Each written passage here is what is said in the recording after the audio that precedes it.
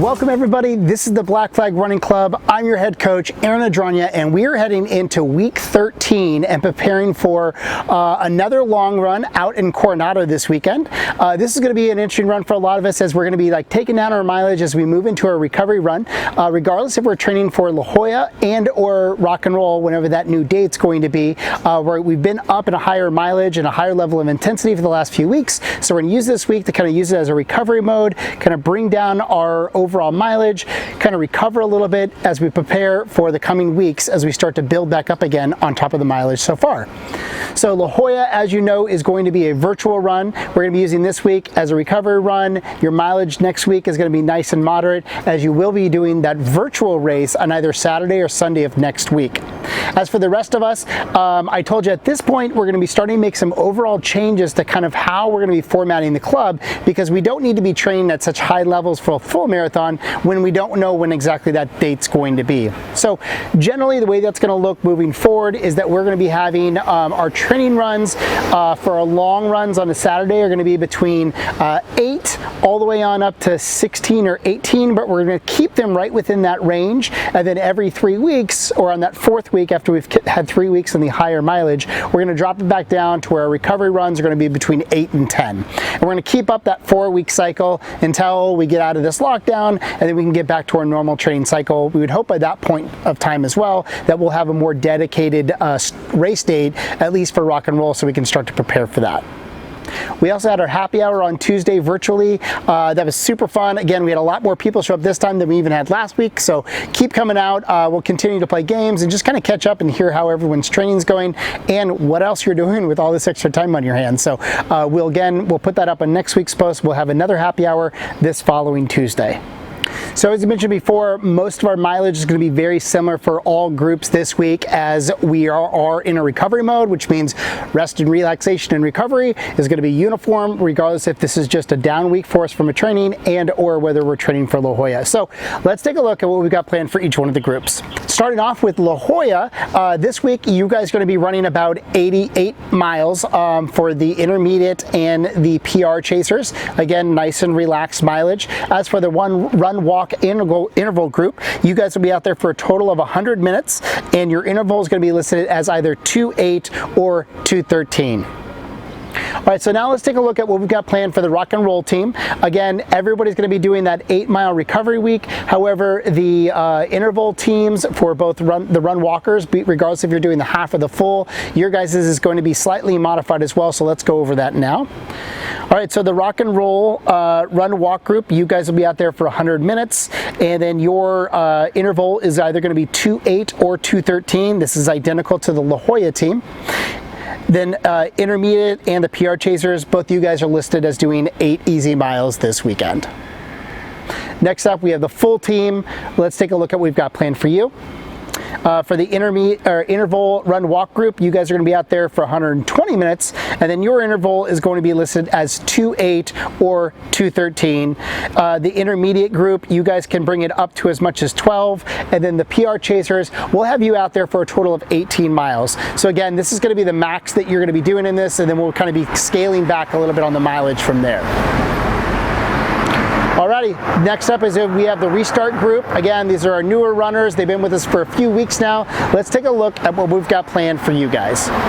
For the recovery group, we've got from the run walk interval group, you guys will be out there for 100 minutes. Your intervals is going to be listed as a 2:3 or a 3:7. So this is 2 minutes walking followed by 3 minutes of running, or 3 minutes of walking followed by 7 minutes of running. So that's a new interval for you guys. And then the intermediate group for the restart group, you guys are going to bring it up to a total of 9 miles today at a nice, easy, casual pace. All right, so today I also want to make a quick note as to what we've got planned as it means for the route itself. So we've ran this route before. Take a look at the link so you'll know exactly how your options are going to lay out in front of you for running this weekend. I did want to call to your attention, though, that some of the folks that are starting location, you're going to have to work with a little bit on the fly. So the actual parking lot that we traditionally park in is actually closed.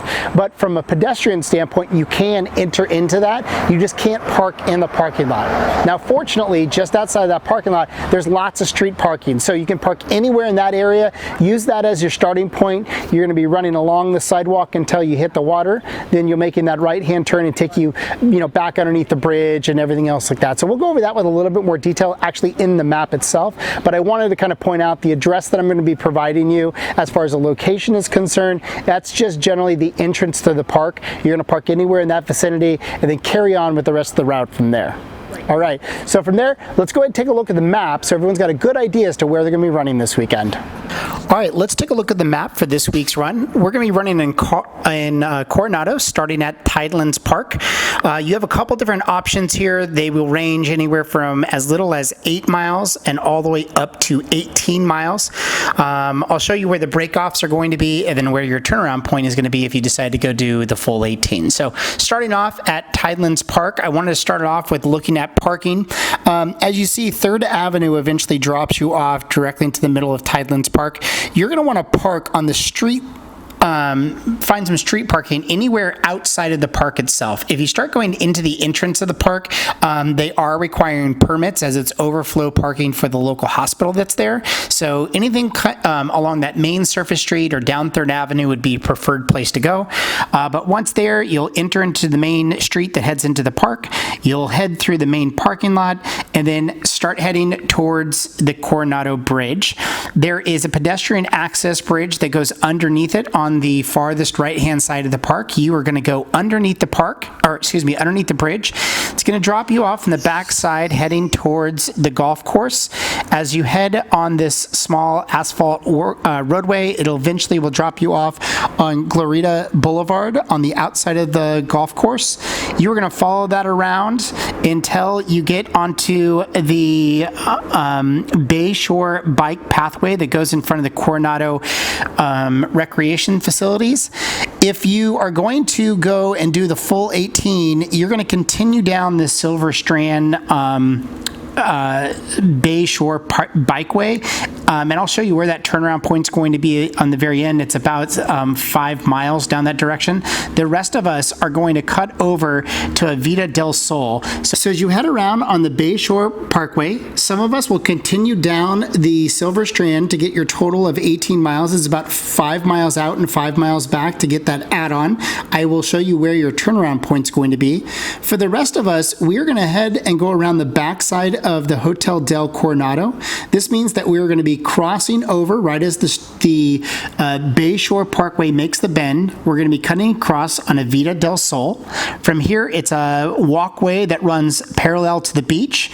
Eventually, as you get just past the Hotel del, you're going to run into Ocean Boulevard. You're going to be running along that streetway there until you hit Sunset Park. You'll know it's Sunset Park because there's only one other green grassy area along that road. So once you hit that, you'll know that you've arrived at it.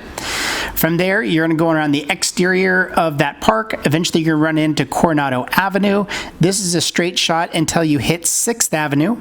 You're going to make a right there, and then you're going to make a left on Alameda Boulevard. From there, you're going to go straight until you hit 1st Avenue. You'll make the right-hand turn there. You'll run parallel to the water until you'll hit Centennial Park. You'll go to the end there. This is where the ferry traditionally drops off passengers coming from San Diego. You're going to stay on this boardwalk there as it runs around the exterior along the water until it arrives back in Tideland Park. You'll go through the park again and then arrive back out on 3rd Street to go back to your car. So that's the general route of where you'll be going if you're going to be doing just the 8 miles.